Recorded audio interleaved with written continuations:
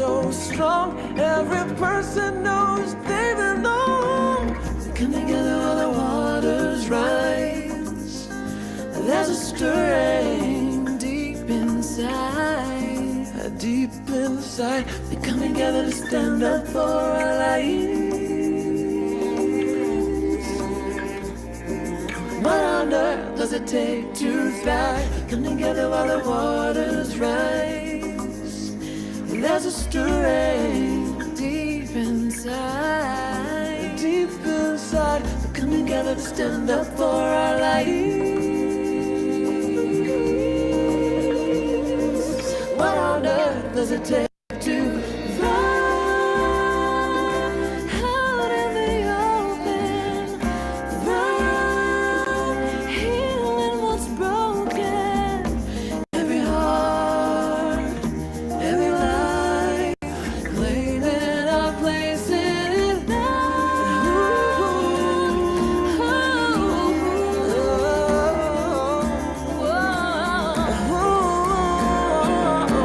Come together while the waters rise. There's a stirring deep inside. Deep inside, we come together to stand up for our lives. We all have what it takes to thrive. Come together while the waters rise. There's a stirring deep inside. Come together to stand up for our lives. We all have what it takes to thrive. We come together while the waters rise. There's a stirring deep inside. Come together to stand up for our lives. We all have what it takes to thrive. We all have what it takes to thrive. We all have what it takes to thrive.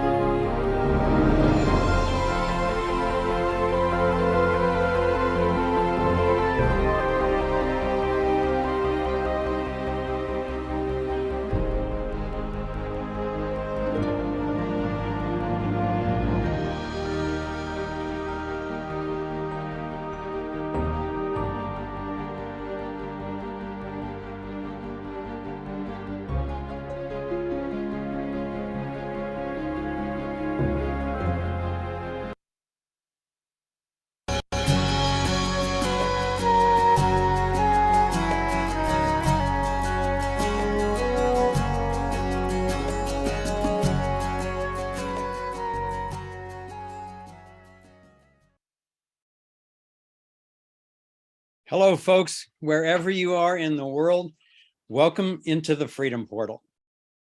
One of the nice things about the Freedom Portal is you can access it wherever you are. And I have seldom been more excited, I'm not sure ever, about a conversation than this one today. We are going right to the tip of the spear. The title of this conversation is Ethical AI, the Key to a Free and Thriving Future. So let that sink in for a minute. That is not overstatement. This is not hyperbole. And we get to have three of what I call the three musketeers of this critical moral movement all with us today in the Freedom Portal. And that's Matthew James Bailey, Katalin Walcott, and Rajiv Malhotra. These are three of my true heroes.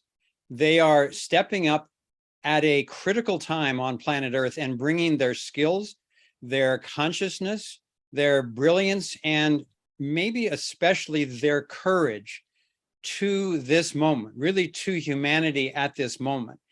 Our biggest challenge today is how do we narrow down all the amazing things that we could cover into 2 hours? And what we're going to do is I'm going to interview each of these amazing folks individually for probably about 15 minutes. And then we're going to have a roundtable discussion. And in between those two, we'll invite the people from the public platforms to join us for a free trial in the Freedom Portal where you can continue the conversation. We've got folks joining us today on Odyssey, on Rumble, on YouTube, on Telegram, Facebook.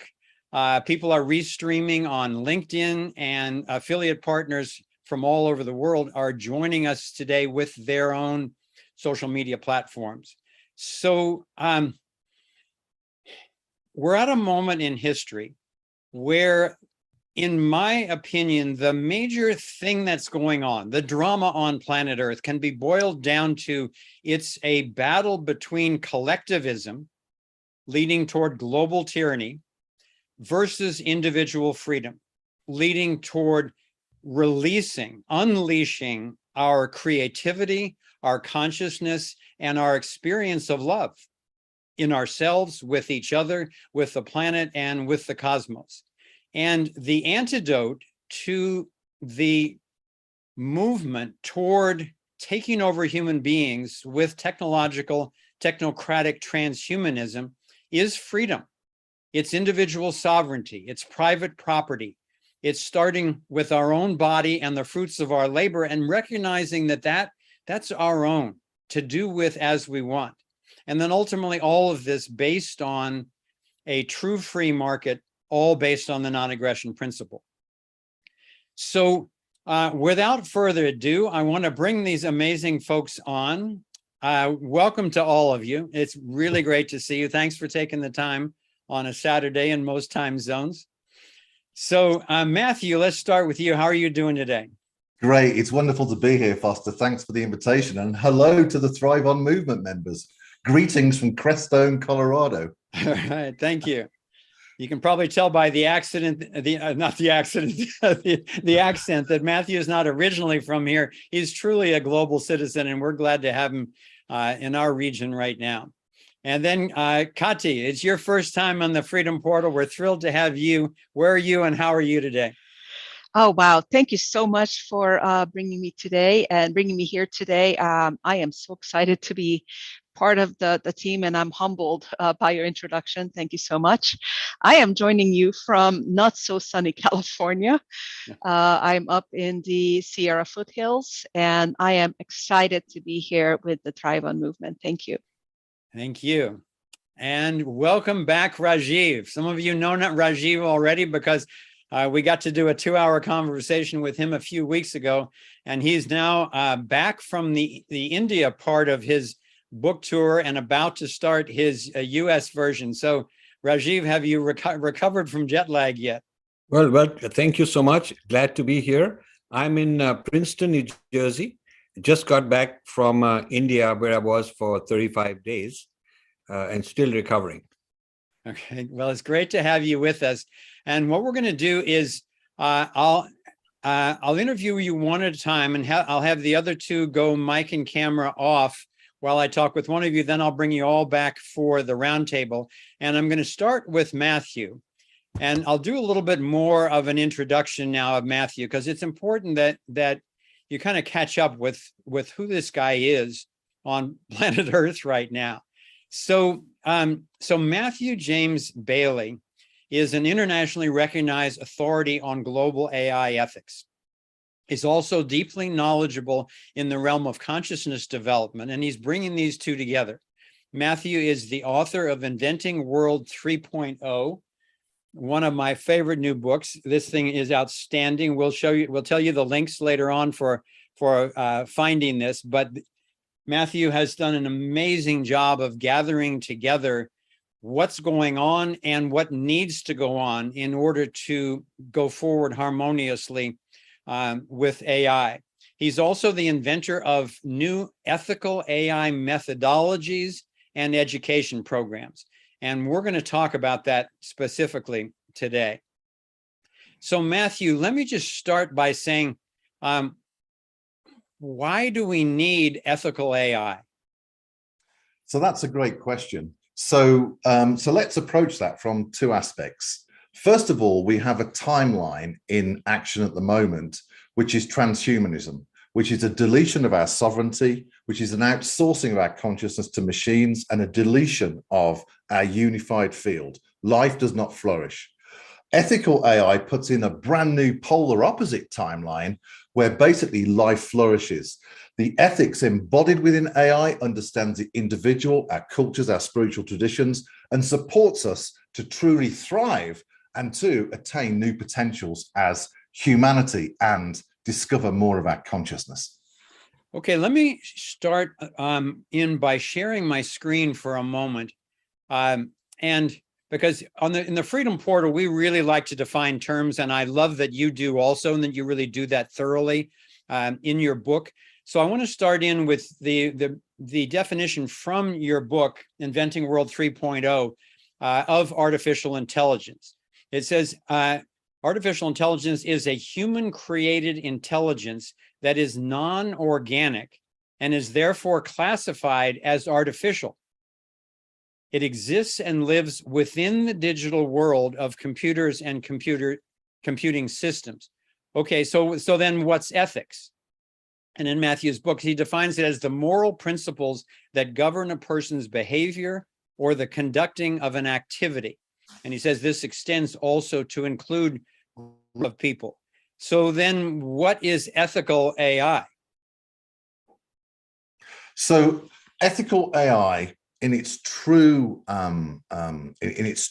potential is understanding how consciousness has expressed itself in organic intelligence through things like ethics, like magnanimity of soul, greatness of soul, friendliness, ambition, and understand that each culture, each individual, each spiritual tradition expresses those ethics differently. So what we want to do is to embody those ethics of the individual and also cultural and spiritual groups into the AI life cycle, so it actually isn't colonizing our ethics from big tech and other organizations, but actually is honoring our freedom of choice within consciousness. So ethics in their fundamental, Foster, are actually frequencies from our consciousness. And we want AI to honor those frequencies so that we are operating in our full potential and our sole purpose, freedom and sovereignty. That's well, why I think that's super intriguing that you're correlating ethics with a frequency. Because on the one hand, one could argue that, well, you can just change some frequency, but it doesn't necessarily change your intellectual understanding or your behavior. But it really resonates with me what you're saying, because in my investigation of the nature of the unified field and the nature of human consciousness, when we align with the dynamics of the unified field in our emotions, in our mind, and with one another, that to me, that's what I describe as the experience of love. You're saying, I think, is that alignment has a frequency in relation to the unified field that then expresses itself as ethical behavior. Accurate? Yes, that's exactly right, Foster. This is the real truth and potential of artificial intelligence. If we study human intelligence and consciousness, then we can start to uncover formula for how we actually embody ethics within AI and benevolently shepherd it towards this new potential timeline where what I call the cultural singularity or the soul singularity, where we are thriving as a human species in our gifts, in our purpose, and in our experience of consciousness. Well, you know, also in your book, you went all the way back to Aristotle. And Right. I found that very intriguing because, as all of our network knows, I'm a fan of the non-aggression principle as the true north of a universal morality, not only for humanity, but for all of the cosmos. So I was reading through your summary of Aristotle's ethical, moral and ethical virtues. And so I was checking them off against the non-aggression principle. And they are great virtues. They include courage, moderation, magnificence, greatness of soul, which is magnanimity, ambition, gentleness, friendliness, truthfulness, wittiness. Now, there were 11 of them. That's 9 of them. There was 2 others, liberality and justice. And actually, those are as wonderful as those other virtues are, I think that they come after drawing the boundary, protecting us from unethical behavior. And liberality, your definition in there of liberality is the respect for political, religious, or moral views, even if you do not agree with them. So that doesn't mean someone can hit you over the head, but it means they can have a different point of view.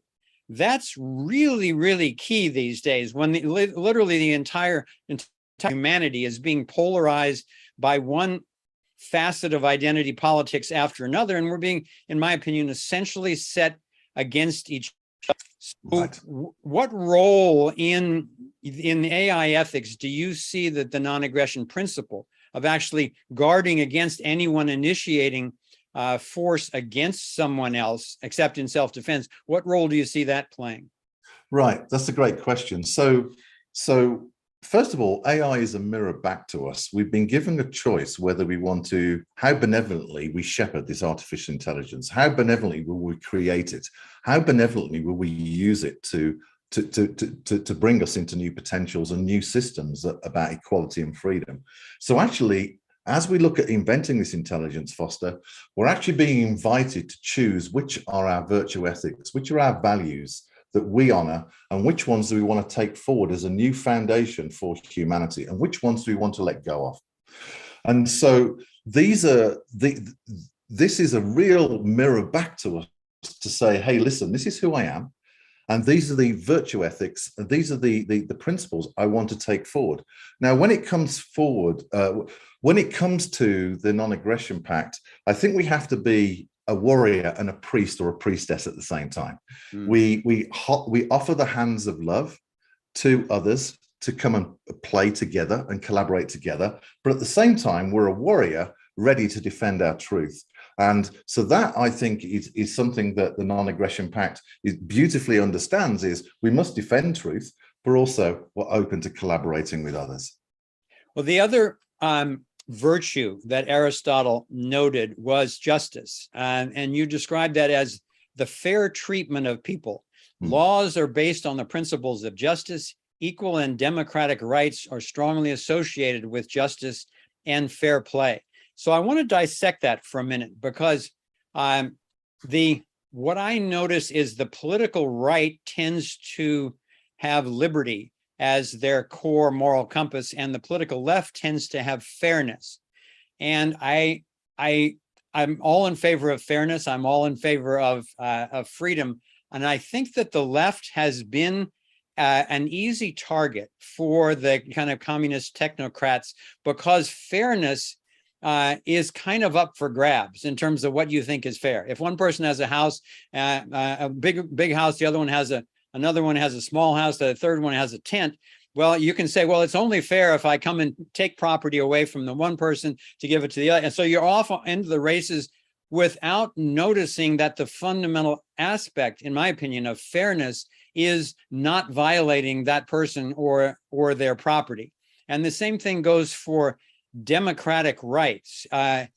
If we define democratic as rule by the majority, then, a lynch mob had a majority, but they certainly weren't ethical or fair.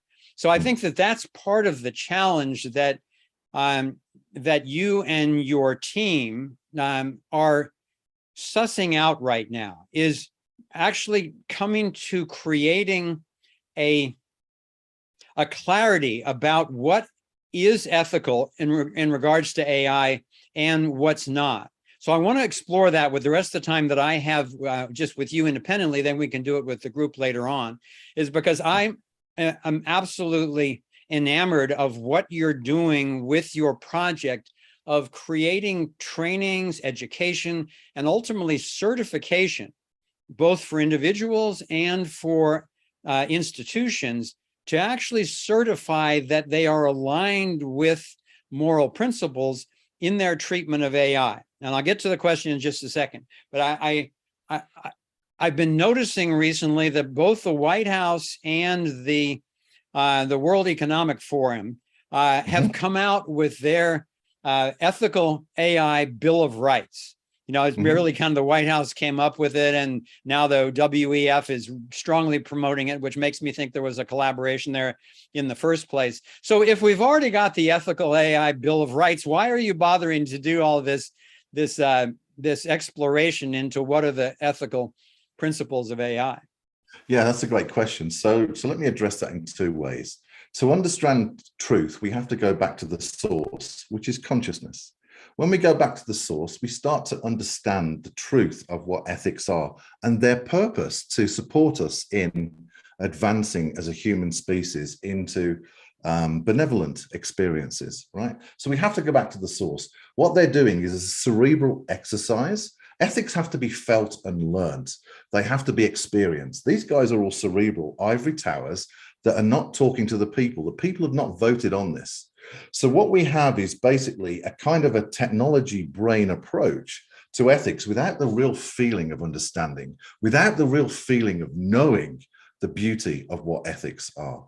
And so that's an important thing for us to recognize, Foster. We have to go back to the source to know the truth. Well, you and I have talked previously. We discovered that we have both had a similar idea that we have different names for. Ray Kurzweil and other leaders in the transhumanist movement are very eager for the so-called singularity. And I understand that as the point at which artificial intelligence, digital calculation so far transcends human beings that they basically, we turn over the reins of the development of humanity and evolution on planet Earth. We turn it over to the robots. Now, you've got a term, social or cultural singularity. I've been calling it, prior to meeting you, I've been calling it the human fulfillment singularity, because I think fundamentally our job is not to get out of the way and turn it over to digital robots, but to actually fulfill our own potential, and then in the process, learn how to use AI ethically and harmoniously. Can you address that? Yes, so that's beautifully put. The whole purpose of this new cultural or soul singularity, first of all, Foster, the world needs another polarity that is a direct opposite where consciousness thrives. And so the whole endpoint of this is for humanity and the individual to reach new potential.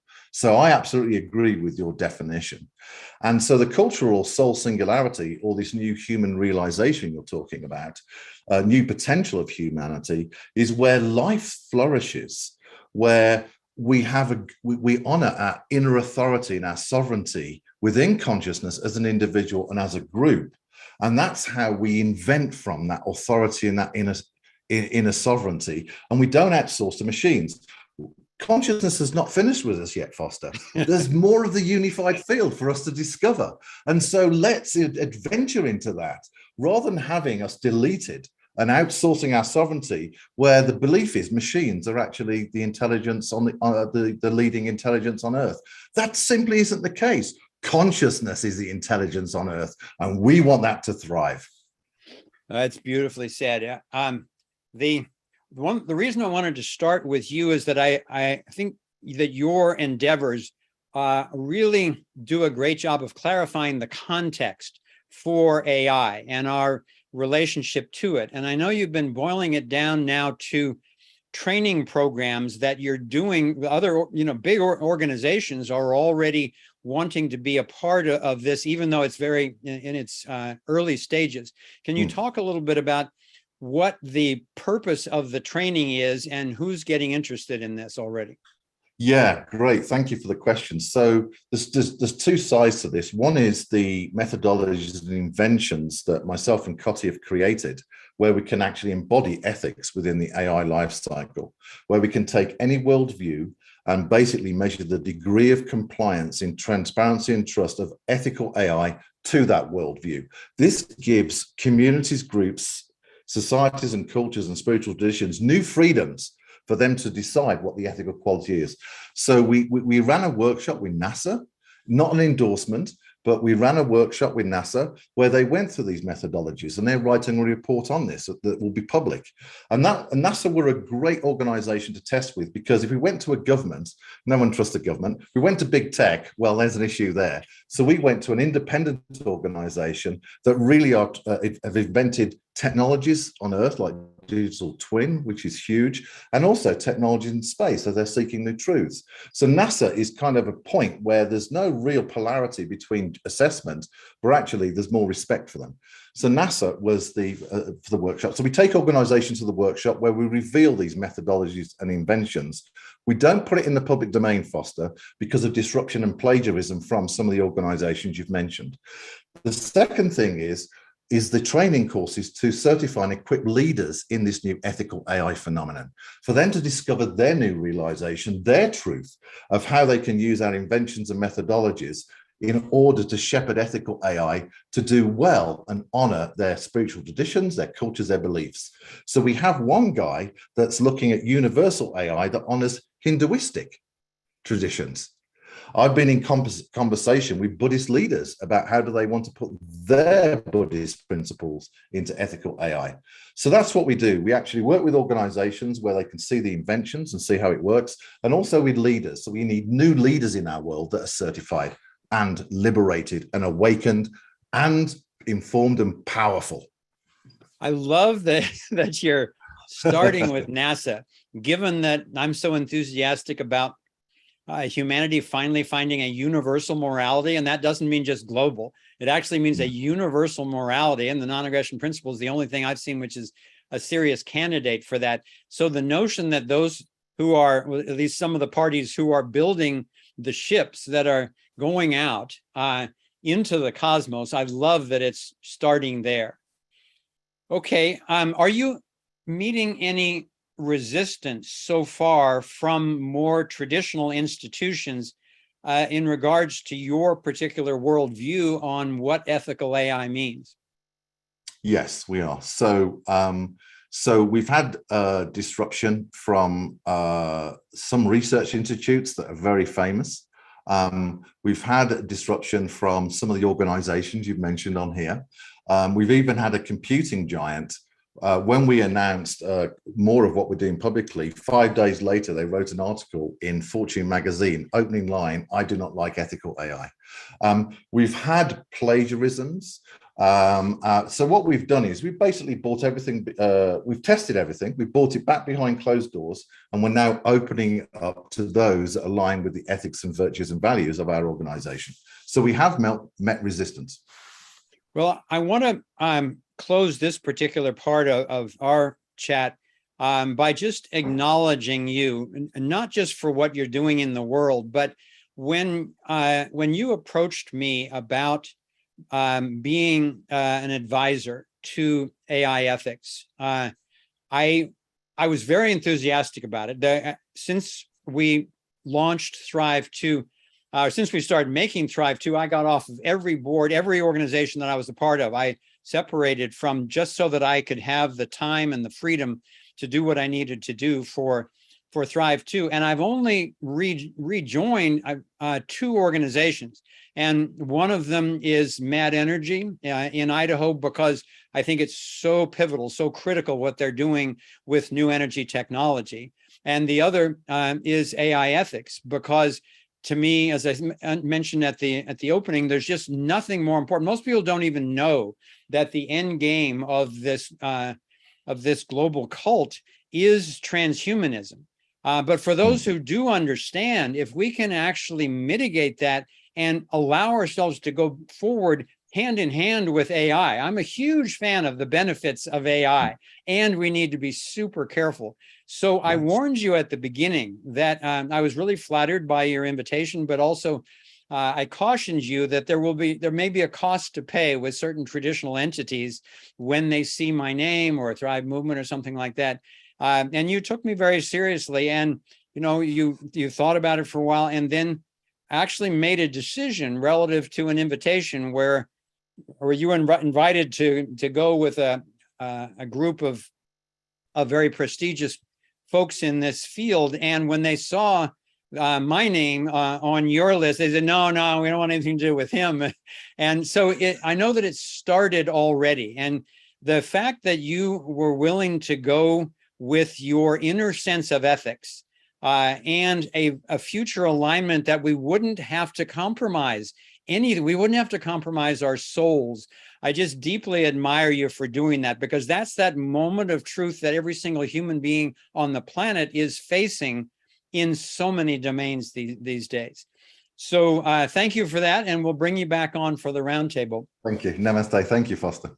You're welcome. And so before we bring on Kati, who I want to address these issues next, I want to show you a quick clip, because for some of you, the notion of AI may become somewhat foreign or new, AI ethics even more vague. So I want to show you just a couple of minute clip from Yuval Noah Harari, who is the chief scientific advisor to the World Economic Forum. They think this guy, walks on water. And so to give you a glimpse of his vision of the future, let me play a brief clip for you.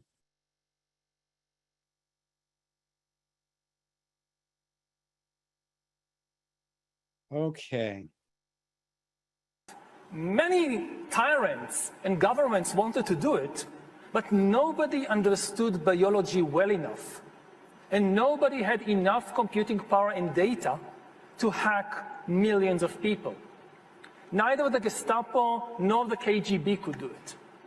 But soon, at least some corporations and governments will be able to systematically hack all the people. We humans should get used to the idea that we are no longer mysterious souls. We are now hackable animals. Data might enable human elites to do something even more radical than just build digital dictatorships.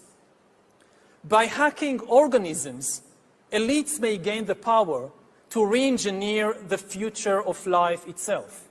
Because once you can hack something, you can usually also engineer it. And if indeed we succeed in hacking and engineering life, this will be not just the greatest revolution in the history of humanity. This will be the greatest revolution in biology since the very beginning of life 4 billion years ago.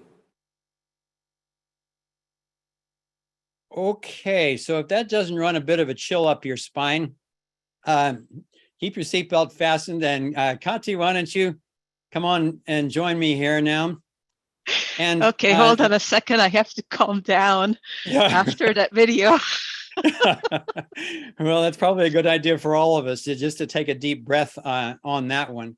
So let me tell you a little bit more about Kati before we jump in here. So Kati is the CTO of Ambient Science at the Global Digital Science Consortium. and she's also the CTO of AIethics.world. Note that website, and I'm sure it's in the chat and will be frequently. That's where you can get access to these folks. She's also a tech genius, in my opinion, at the cutting edge of the human digital interface. She's created numerous patents in the fields of ambient science, orchestration, service management, edge computing, and data science solutions. And from what I know about Kati, she's not only courageous, but she's bringing really cutting edge knowledge of how technology and data works. She's bringing ethical consciousness from her own life into that arena at the technological development level like no one I've ever even heard of.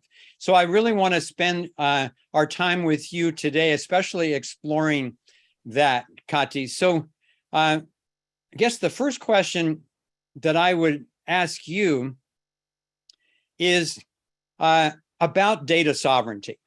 So it's becoming more and more a buzzword for people. People didn't even used to think about data. They didn't even know their data was being stolen and sold. And then sovereignty seems to be getting to be a more and more important word. So what is data sovereignty, and why does it matter? Sure. Thank you for your question. Before I begin, I do have to put a disclaimer in that I do work for a large corporation, and I don't represent that corporation today. So I'm here on my own time and my own volition. But to begin with, data sovereignty, I think there are actually two things we need to look at: data sovereignty and data agency. When we began with, and I'm going to maybe go back a little bit in history and start with very early evolutions or early stages of computing. When we first started taking things out of our lives, our businesses, and started creating the computational view of the processes and the data sets that we were using on our day-to-day lives or our day-to-day businesses. The whole purpose was to improve the rate at which we could accomplish certain tasks so that we can automate certain things, improve the rate at which we were responding, to provide better customer service, to streamline the communication or streamline the relationships and the work that we were doing with each other. As we developed over time, over the last 40, 50, 60 years in computing, that underlying premise hasn't changed. So in today's technology and society, there is no such thing as data sovereignty and data agency for two reasons. Number one, individuals are not part of that particular level of digital essence or digital life. We are only able to a very, very rudimentary level to interface using our keyboards, using our phones, using our words. If we're talking to voice activated systems, we are only able to rudimentarily interface with that digital realm, and we are actually not part of that realm. So one of the main reasons why we don't understand and are not part of the digital sovereignty and digital agency and the sovereignty of data and the agency of data is because we are not actually aware of it. So we don't have the consciousness that data, data composers, data acquirers, data storers, data, entities that transmit data and store data and use data and analyze data and infer data, they sit in this digital realm and we are not aware of it. So in order for us to be able to do that, we actually need to have awareness. And that awareness requires us to have a presence, and that presence has to be acknowledged, and we have to be able to be part of and an equivalent part of that digital realm so that we can actually communicate as equal members in that digital realm so that we can actually manage what's actually occurring in that digital space. So what that's actually driving is this concept of something very simple called choice. So we don't actually have a choice. And we don't have a choice, and we don't have awareness, and we don't have a presence. So everything on the digital realm just occurs without our knowledge. So the concept of data sovereignty and data agency today is actually not possible. So one of the things that I think I shared a talk that I did at one of the IEEE Futures events where we were talking about how do we actually create this data agency and data sovereignty by actually creating a view of us or a version of us in the digital space that could represent us at the speed of light, and could represent us with the rights, privileges, rules, and regulations of who we are in the physical space, and create that equivalence in the digital space. That is the first step towards agency and sovereignty of data, is that presence. I want to pause. Yeah. I want to pause Sure. you there for just a moment to make sure this is sinking in for people, because it's one of those things that's so big and so simple that it's easy to gloss over it. And my understanding of what you're saying is that not only are we as a species ignorant that this digital space really exists separate from us, but even if we're aware that it does, we don't have any agency or sovereignty in that space. I'm reminded of that comedy segment by George Carlin, where he's talking about the kind of the people who run the world really, and he says, it's a big club and you ain't in it.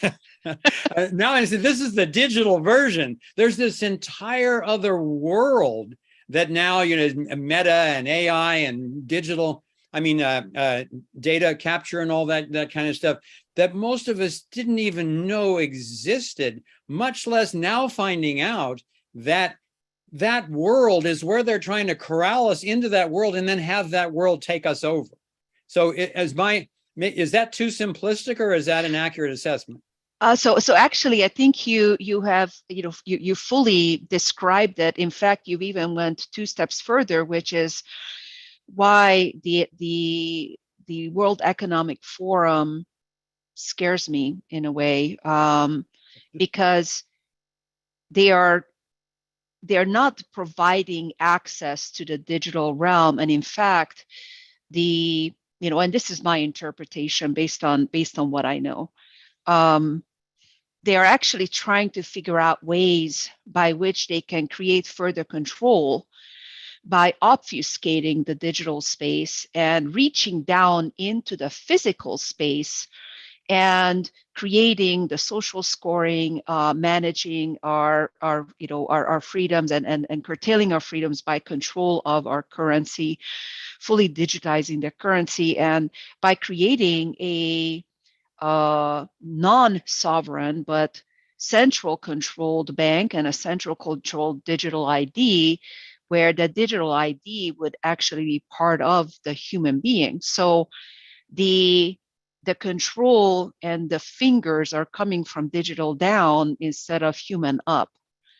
So part of the work that has to occur, and the work that we need to look at, and in a way, this is threatening the incumbents, is so that we need let me ask you related to that. I know I don't know much about it, but I know that you are working on a cutting edge project to actually guard our data even as it's getting created, because most people don't realize that your data is stolen the moment that you create it, given the platforms that we use. I don't know how much you can say, but please say as much as you can to just let people know what you're working on it, because it gives me tremendous hope to know that you are. Yeah, absolutely. So thank you for that pointer and that a question. What I'm going to do is I'm going to share what's available and what can be found based on existing material that we've already published on the web. especially the conversations that I had with, and I put into the links from IEEE as well as Seeking Delphi. The main concept that we are working on is actually changing and modifying the data access paradigm. So one of the things that people have a kind of a misconception on is, I'm going to go back to something simple as my phone, is that when they create something on this phone, when they take a picture, they believe that the phone is theirs, therefore the pictures that they're taking is theirs. And that very, very basic notion is unfortunately not true. There is a contract that you sign with Apple, although Apple is working very hard to provide some amount of control back to you. But you actually sign a contract of adhesion with the devices that you're working with Facebook, Meta, that you are engaging on social media, with LinkedIn, Microsoft, when you're working on LinkedIn. And in virtually every engagement, you have this contract of adhesion.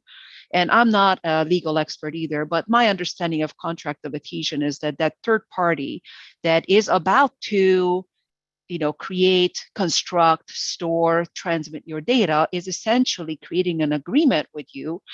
You're not a party to that agreement outside of agreeing to it, to say that whatever that's going to happen with that data is up to them. And there is really no way that anyone in their right mind would read the 8,000 to 9,000 pages of that digital contract. So we all agree that we will do that, and really not understanding what is actually going to happen behind that. So the work that we are doing is actually fundamentally very, very simple. But technologically, and based on where we are and how we developed and what the history of computing is, it's revolutionary, because we have to get in front of the paradigm of data composition and data creation by creating that entity that I talked about earlier, and then the transaction and contract that has to be there in order to control what is about to happen. We cannot engage with that data after it already been acquired. So we are trying to get in front of that with agency and sovereignty, with rules and contracts. And the conversation that you had earlier with Matthew around these, these AI rules and laws and AI constitution, and we can go into what that really means technically, but we have to get in front of that so that you actually change the paradigm of that contract. So you eliminate this contract of adhesion and you create the sovereign entities, and you elevate yourself into that sovereign digital entity that has the ability to negotiate, to drive your choices into a live contract. And the technology is out there with smart contracts and different digital supply chain and transaction management technologies to create that ability to negotiate, so that the contract that you create is prior to the data that is being created, so that you can apply the contract provisions on the data, so that from that point on, your data is sovereign and you actually have the ability to manage it. So conceptually, this is actually a very simple idea, but the technology and the enablement is where the rubber meets the road. And that's where we are looking for help. It's somewhat like the new energy technologies. Once someone has discovered how to access the energy of the field, it's not all that difficult. Then the problem becomes more one of politics and security. Right. Will the powers that want to control other people allow freedom to actually be on every level of human endeavor? And their indications are not so far. Now, one of the other things that you've helped educate me on is that when we're accessing all these big platforms for reasonably low costs, and it's so convenient, what's the trick behind that? How can they do that? Especially these companies that literally they go on 15 years without actually making any net profit. How in the world do they do that? And you educated me as to that their business model is fundamentally selling your data. And most people don't even know that literally it's billions and billions for each of these companies in selling your data. Now, I'm not a big fan of universal basic income because it's government-based and it's based on stealing from some people to give to others. So I don't think that's an answer. It's a very dangerous track.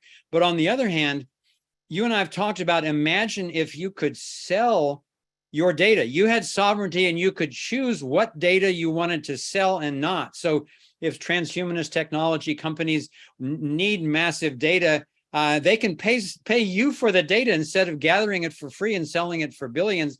And think how many people could make significant revenue just simply choosing whether or not to sell their data. So can you talk a little bit about the challenge of these companies if we go with ethics needing to change their business model? Actually, I think there are maybe two or even maybe more questions underneath what you're asking, and there are different tangents that we can go down on, but I will address two major ones. Yeah. So if I look at the existing contract of adhesions, I'm gonna pick on Meta because they're easy to pick on.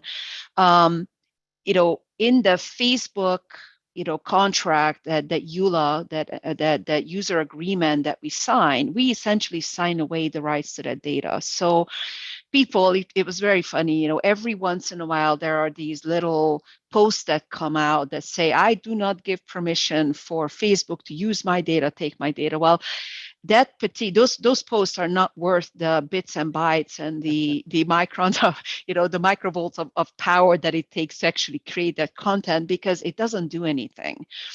The pure purpose of Facebook and Meta is to collect data and sell that data either directly or indirectly, or infer direction or infer insight out of that data. If you're looking at the data paradigm all the way from unstructured data to insight and even wisdom, the whole purpose is to create value behind that data that can be sold.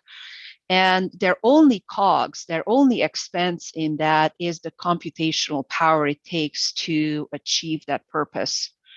Because we are not part of that equation. We are just a free, a raw source of oil into that paradigm. So we are the dead dinosaurs that are becoming oil eventually, and providing that raw source material to Facebook Meta to do with it as they wish. But we signed away that right. So we really don't have the ability or the recompense to actually change that. So the paradigm is, and initially, I think we need to have the choice whether or not we want to do that or not. And that choice is currently not available. And by the way, let me just interject for a moment that for those of you who are listening on Facebook, I still have a Facebook account. We have hundreds of thousands of followers on Facebook. I think Facebook is a fantastic tool. And for those of you who might be listening from the censorship department or something like that, we're not trying to get rid of Facebook. We're simply saying facts in order to try to liberate Facebook so that it can become, again, a thriving tool for humanity. Otherwise, it's going to go the way of Twitter. Twitter is in the process now of getting liberated. And a lot of people are losing their jobs if their goal was to censor and control people's behavior. So we're on your side, but we have to get honest about this stuff. Absolutely. And personally, I have a Facebook account too, and I use that to keep in touch with friends and family and to reach a large audience in some of the thinking and find fellow travelers who are thinking the same. I actually like Facebook, and I think Meta and Meta's strategy is actually brilliant in creating more and different ways of accessing content and data and getting there. But I think that there is an opportunity to modify and actually pioneer the relationship between the digital entity of Facebook Meta and the digital entity of humans in order for us to have a different type of relationship, and a relationship in which both entities actually can, have a choice and negotiate that relationship more effectively. So there is an opportunity to create control on both sides, and it will not change, and it may actually give active permission to content that Facebook Meta can monetize in the way they want. Yes. It also gives an opportunity for individual sovereignty to choose when they don't like where it went, or where they have an opportunity to make a different decision on certain data points.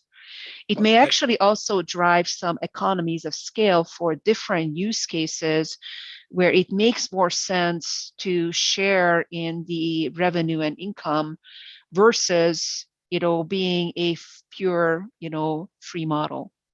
Yeah, I think I want to wrap up this particular segment on that note, because that's a very positive win-win perspective, which I think is going to be necessary. What we're doing in the Freedom Portal now, we did 2 years of explorations of every single sector with lots of experts and deep dives into each of the major topics and so forth. And now what we've pivoted, and now we're really focused on solutions. So we still got to talk about the realities of the history and the situation that we're in. But one of the reasons I wanted to have all three of you on is that you're involved in such brilliant and viable solutions. And I love that perspective on the digital sovereignty and how we can handle data in a win-win way in the future. So, okay, so if you go camera off for a few minutes, we'll bring Rajiv on, and then we'll, afterward, we'll do a roundtable with all of us.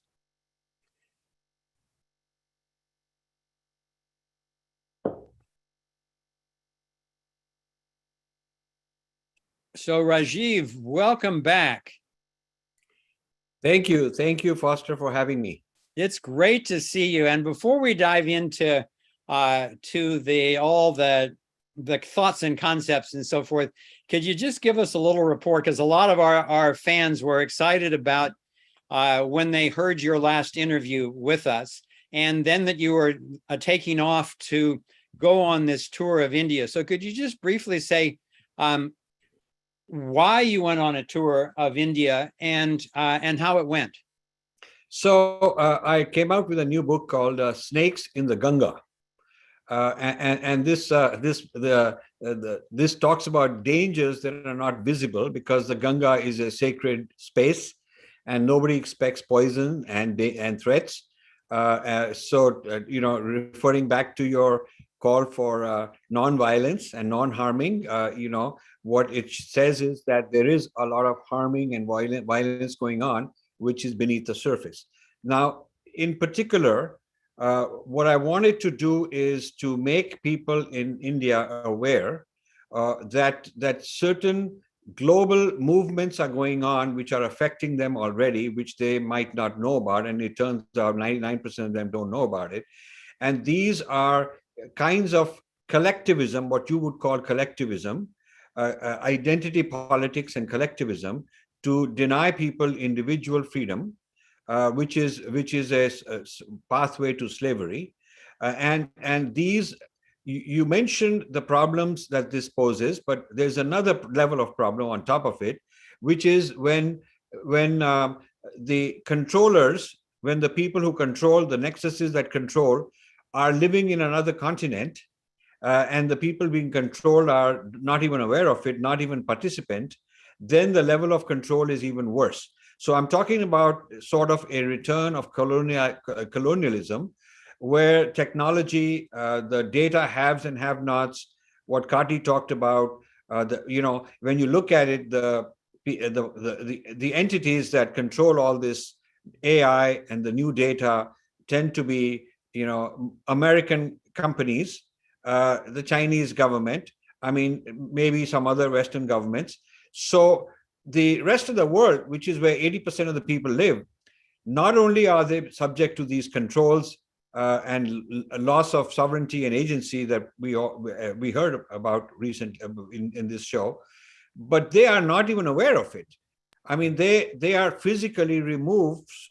They don't understand. They don't read this stuff. So I want to be a voice for that. And I thought that since the largest such group of people is in India, 1.4 billion, and my job is to kind of wake them up, which has been very successful during this trip. So I'm going to go back for another month in February. But now we are doing this tour in North America, starting with Canada next week, and then the Bay Area, Southern California, Boston, all these places. And then we'll go to Europe and then back to India for another round, because the demand was so much, we couldn't fulfill the demand in one tour. Well, I'm really excited that you're doing that and that you're doing a U.S. tour. And Kimberly and I are very eager to see you. We're planning in November. I think we get a visit from you. Yes. And your co-author, Vijaya Viswanathan. Yes. And so we're really looking forward to actually meeting you in person for the first time. Kimberly and I have been devouring your books, and that's a big meal. But she just is finishing the artificial intelligence and the future of power that we talked a lot about in our last interview.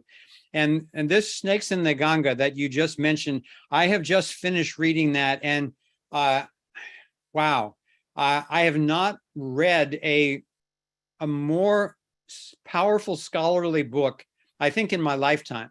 And what I mean by that is that tremendous research has gone into this.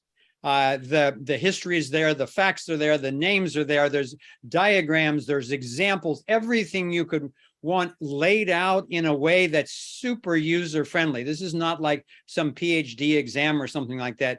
You know, you preview the chapters and then you lay it out with examples, and then you do summaries at the end and a conclusion summarize. You really take us by the hand and walk us through some of the most important awareness and then activism on planet Earth right now. So I really want to dive into that. And one of the most profound things for me in reading the book was that I spend my entire life connecting dots, and I love it when someone helps me connect further dots. And as I've been watching the wokeism take over in the US and take over the media and take over Hollywood and take over our universities, now and then the high schools, and now it's getting down into the elementary schools, I thought it was just kind of some passing ignorance that was being used, yes, to gain power, but I didn't realize that the history going back to bringing cultural Marxism and postmodernism together into a tool of the global elite to use for this technocratic takeover. So can you just give us a little summary of that so that people can get a hint of the scope of what you're talking about, and then they can go further in your videos and your book? Yeah, see, the Marxism divided the world into oppressors and oppressed, yes. And all history consists of oppression. And so the goal is that the oppressed must get united, must get woken up, and they must overthrow the oppressors. All this sounds very nice. All of us would like to do that. But Marx was looking at the oppressed as an economic class, and not a religious category, not a race category, and not a category of sexual orientation. So now what has happened is all the people that can be made to feel that they are victims of something or somebody are being mobilized to get up against society, old structures, historical structures, religious structures, structures of nations. Family as a structure is being attacked, because the view being made is that civilization as we know it has been the construction of oppressors for their own benefit, and civilization as we know it must be dismantled. Well, you know, the people who are behind it have no experience reconstructing something better. They have no experience building anything. It's a destructive kind of a mentality. So it will lead to further problems. And the only winners, if you ask why would would Zuckerberg and World Economic Forum support this? Well, what you have to find out, what you have to realize is that the vacuum of power, the vacuum of structure, the social disorder and chaos created is an opportunity for a digital dictatorship, a digital caste system, if you will, a hierarchy based on artificial intelligence, new technologies, implants, transhumanism. So, we have are two twin movements. My two books are talking about two parts of this movement. The AI book, which you showed earlier, mentioned the sort of things that concern Matthew and Kati, and the second book that you're reading, Snakes in the Ganga, talks about the dismantling. So there is a program in place to dismantle structures, throw people into emotional chaos, psychological chaos. They don't have their reference points. They don't have their families. They don't have their communities to support them because all those are abusive and they have to be disbanded. And in parallel, there is the new movement of technocrats is to replace all this with a new kind of society in which they are at the top. Now, everybody knows the problem with the social credit system that China has, where they are scoring people in the provinces to see who is good and who's not good according to Chinese policy, and then they're rewarded like a frequent flyer program kind of a thing on a national scale. So everybody has this kind of a thing going on. Well, in fact, Facebook and Twitter and all these guys, social media, are doing the same. I mean, they are scoring us with our data in accordance with their understanding of what is socially acceptable, what are the community standards, what is their criteria of hate speech, what is their criteria of fake news, who gets to decide. So they put algorithms in place to do the job of hundreds of millions of human beings by scoring all of us all the time. And this kind of a AI-based scoring system is managing individuals towards a kind of a hierarchy of power. And the corporate equivalent of that is the ESG movement, which World Economic Forum started. This ESG movement, which sounds very nice, environment, we all want to have a good environment, social justice for the S, we all want social justice, and G for the governance, and so on. While the principles and the ultimate goals are very admirable, the way they're going about it is it's sort of like a scoring system, just like the scoring system for individuals. This is the scoring system for institutions, and now institutions have to behave a certain way to be in the good books of the World Economic Forum and the international consultants, the McKinseys and the Price Waterhouse and the Ernst & Youngs, who get to decide what constitutes good corporate behavior. And so that is a social credit system for corporations. So you have individual level social credit systems, you have corporate level social credit systems, all of them making decisions on you, me, our organizations, everybody. And meanwhile, you have people destroying the old structures to make us vulnerable. So we are in serious trouble as a human society, and we need to wake up and start like the four of us are doing, start raising our voices and a counter movement. Can you also help people understand the role of American educational institutions, particularly Harvard in this case? In the US, people put the Ivy League colleges up on this big pedestal, and they get smart people there because they're very restrictive in their acceptance policy. But it's really, many of these universities have become not only the academic establishment for the East Coast Washington consensus, but they've become the major nests of wokeism, and especially Harvard. I knew something about Harvard's role in this, but your book just rocked my world on that. Could you describe briefly the role of Harvard and particularly Indian billionaires in this movement to to take over the world through wokeism. So, yeah. So, Harvard is what we featured in this book as the nest of snakes. The snakes seem like, to people in India, the snakes seem like a random person here and there, and they haven't connected the dots, and they don't know why there are people doing all these things. But Harvard is a systematic, institution on an industrial scale, developing these ideologies, turning wokeism into different cultural forms. So wokeism started as an American phenomenon, talking about, blacks and whites and racism and so on. But then there is an Indianized version, there's a Japanese version, there's a Singapore version, there's a French version. President Macron pushed back quite hard on this by saying that the French idea of liberation has to do with individual and not an identity that has rights. The French idea of rights is individual rights. So he said a Muslim has the same individual rights as a non-Muslim, but the Muslims collectively in France don't have any special rights. Nor do Christians, nor do whites, nor do blacks. People do not have collective rights. They have individual rights.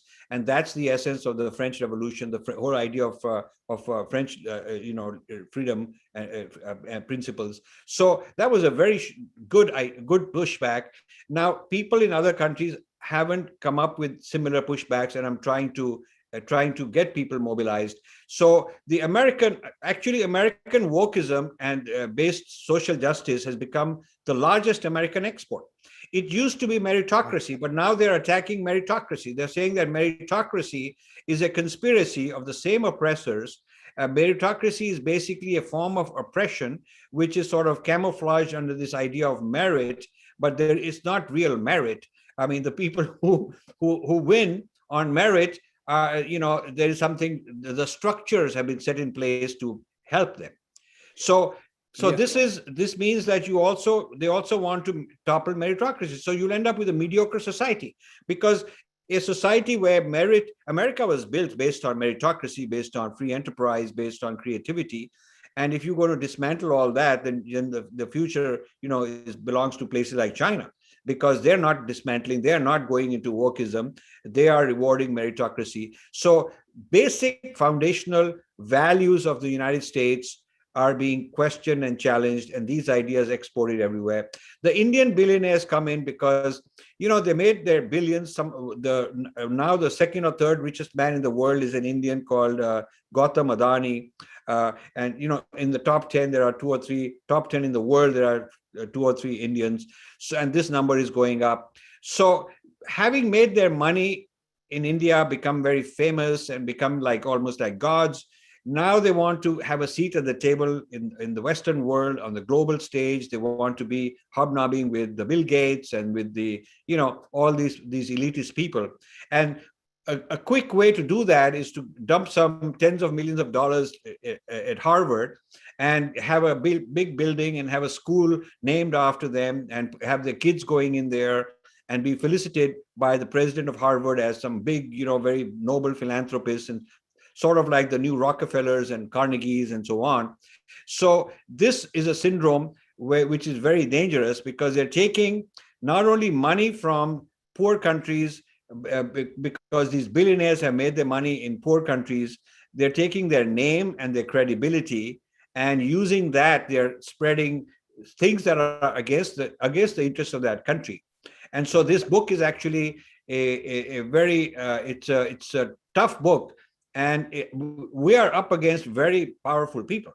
We are not only up against powerful people in the United States like Harvard, and a whole lot of wokeism type people in the fringe left of the Democratic Party, but we're also up against the billionaires in India and much of the media in India, because there is and the people in India love to go to the World Economic Forum. They get their name in, they think that they've made it. They go and tell their whole community. They start showing off how much of a big shot they've become, because they can have a picture in Davos with somebody. So this clamoring for Western legitimization is a new form of colonization. And it's a colonization being done by Indians themselves. I mean, it's a colonization where these dangerous ideas, it's not British people in India like in the old days, or Americans sitting there in the, physically managing this new colonization. They've educated and bred a tier of Indians to go and do it for them. So actually, it's far more dangerous and invisible in a sense. Yeah. Well, I want to close on this point because it's such an important one. You've coined the term the moronization of humanity, turning people into morons, and I see it happening all around. It's very chilling because to go back to your reference to Marx, there's this whole Hegelian dialectic that now a lot of people know as problem, reaction, solution. It's thesis, antithesis, and then there's supposed to be a synthesis. So Marx said, okay, you've got this oppression in the world. So the antithesis is we need a violent revolution to take over control from the current oppressors. But there's never, this has been tried in over 24 countries, and it leads to the same disaster and murders and starvation every single time, authoritarianism and so forth. So I believe that what you're doing with your work and in your books is that you're actually showing the synthesis, that we can transcend the identity politics. We can transcend the left and right, but we need to move to a level of consciousness like Matthew was talking about before, that is at a higher frequency, that is a higher level of understanding and true tolerance of it, and acceptance of different points of views, just not acceptance of the initiation of force. So we'll talk more about that as we gather in the roundtable. I'm going to need to close this segment right now, and we're going to do a transition where we close down the public platforms. And for all of you, you can, if you like this conversation, you want to join us for more, we're going to have an extensive Q&A. We're going to have a roundtable where we're going to go into topics like the consciousness underlying the solutions and what I want to get the opinions from these experts about what's happening with Elon Musk and Twitter, with major states taking millions and billions of dollars out of BlackRock. I want to get their opinions on this Google guy who claimed that his computer was now conscious. That's the type of thing we're going to go into, and then we're going to open it up to a major Q&A. So currently, I want to turn it over to Leandro. Leandro, welcome on. How's it going, guys? It's great to see you, and I know you're back in your hometown after all your travels. Welcome back. Absolutely. Thank you. It's good to be back. And it's good to connect with all of you that aren't usually with us. And of course, our Freedom Portal subscribers here that are always with us every Saturday is one of my favorite things on the planet. So yeah, thank you guys for being here. I just want to go ahead and show you guys a teaser trailer of what it's like to be a Freedom Portal subscriber and some of the things that we talk about. So yeah, I'm going to go ahead and run that. And then I will get into the instructions for how to make the transition and join our community. The key is freedom. We are in a lethal mess right now in the world. They're lying, and we know they're lying, and they know that we know that they're lying, yet still they lie. Did you see what Fauci said? You see what the WHO did? Things that start bubbling up that I just feel like I need to communicate with somebody because there's all this crazy stuff happening. Media is the greatest enemy and is the greatest tool being used against us. A lot of people are probably familiar now with the World Economic Forum saying, well, you'll own nothing and you'll be happy. But these people plan to own everything. But we forget that underneath that are a bunch of scared children who have nuclear weapons and biological weapons and now artificial intelligence. Technocracy and understanding that is really a doorway into the whole next level of red pill. And that's one of the reasons why we're pushing so hard to expose this stuff and also to surface what are the ethical guidelines by which we can actually proceed harmoniously with the benefits of AI without falling prey to this authoritarian agenda. This effort towards globalism and global governance is an effort to create extreme centralization. So a response to that is to decentralize. The main promise that got me involved in the cryptocurrencies was the liberation and sovereignty of our species. I think it's the most important topic on the planet right now. How can we create a universal morality that can actually guide us through all these different questions? We are being connected by something much greater than ourselves. People are gathering around truth and freedom because it's critical that we do. Imagine the amount of human energy, creativity, liberation, release from fear. We've got love, we've got the truth, and we've got the life force on our side. And ultimately that is going to be unstoppable, even if it's ugly in the transition. We're changing the world. That's what's up, and the stakes have never been higher. The good news is that this is still a story in the making.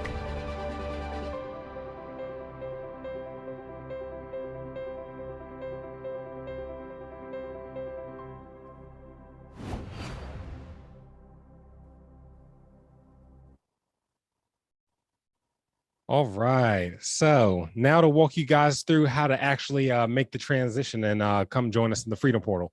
So you're just going to go to thriveon.com. And once you click to start your free trial, you're going to be presented with the options that you have for subscribing. You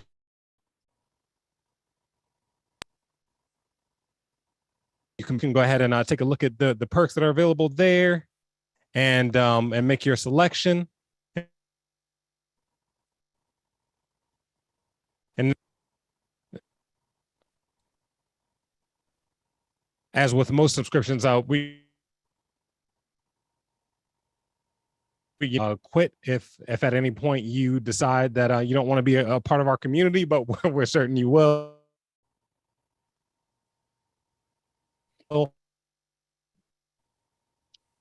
Leandro, for me, you're breaking up. Could other people hear him coherently? Or was it freezing? Yeah, it looks like my Zoom crashed. I think I'm back now. Okay. Yeah, can you start the directions again from when you go to Thrive On and then to the Freedom Portal? I can.